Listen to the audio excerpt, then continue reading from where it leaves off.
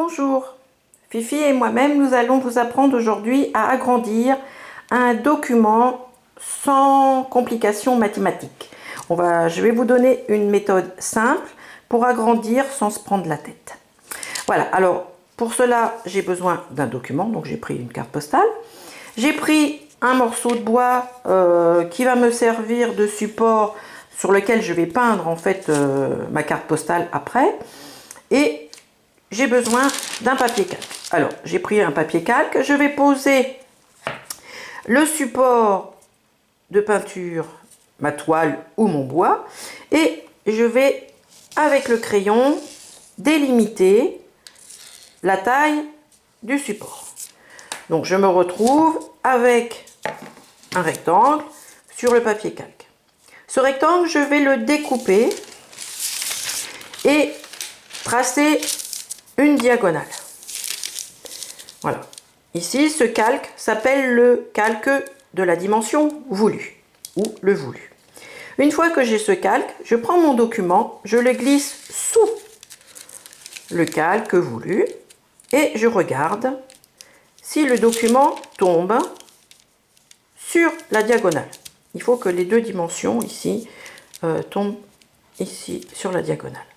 Ce document, par chance, est homothétique, c'est-à-dire il est en rapport avec la dimension de mon support. On verra dans une autre vidéo le cas des documents qui ne seraient pas homothétiques. L'avantage, c'est que là, maintenant, j'ai pas de souci. Je vais pouvoir prendre la dimension de mon original. Donc, je prends un petit calque, je me mets sur le calque, et sur le document évidemment.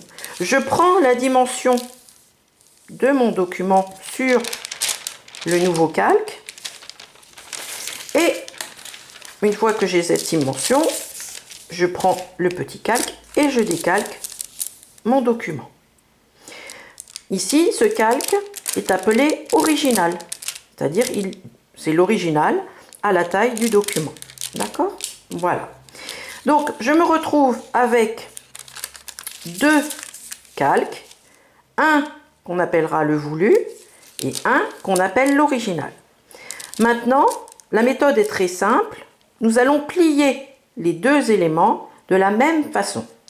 Alors, le grand calque, on va commencer par le plus grand.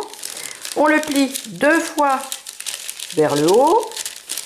Alors, moi, je l'avais déjà plié. Voilà, deux fois.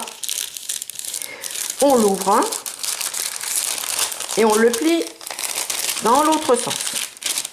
Une fois, oh là, une fois, deux fois. C'est facile, c'est deux fois dans un sens, deux fois dans l'autre. Pareil pour le petit. Deux fois dans un sens, je le rouvre. Pareil dans l'autre sens, deux fois. Et vous obtenez ainsi un quadrillage que l'on voit un petit peu là, je pense, voilà. Vous voyez, identique sur le petit comme sur le grand. L'avantage, c'est que j'ai même pas eu besoin de calculer. C'est en rapport et j'ai plus qu'à maintenant monter au carreau de cet élément-là dans cet élément-là. Alors, moi, je vous conseille de quadriller en rouge. Je pense que l'on voit là, voilà. De quadriller en rouge le grand calque, de numéroter 1, 2, 3, 4, 5 jusqu'à 16 les petites cases. Vous pouvez numéroter aussi sur l'original pour pouvoir passer facilement. Alors après, on suit case par case. Par exemple, dans la première case, on va repérer cette ligne. On n'a plus qu'à dessiner la ligne en suivant les cases. Voilà. Ça s'appelle une montée au carreau, mais sans calcul. Voilà. Eh bien, écoutez, je pense que cette méthode a fait ses preuves. J'espère qu'elle vous sera utile et que vous pourrez agrandir n'importe quel document. L'avantage, c'est qu'on peut prendre des calques immenses. C'est toujours la même méthode et ça fonctionne. Et heureusement pour nous, il n'y a plus de prise de tête. Voilà.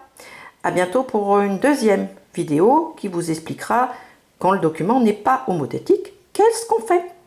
À bientôt!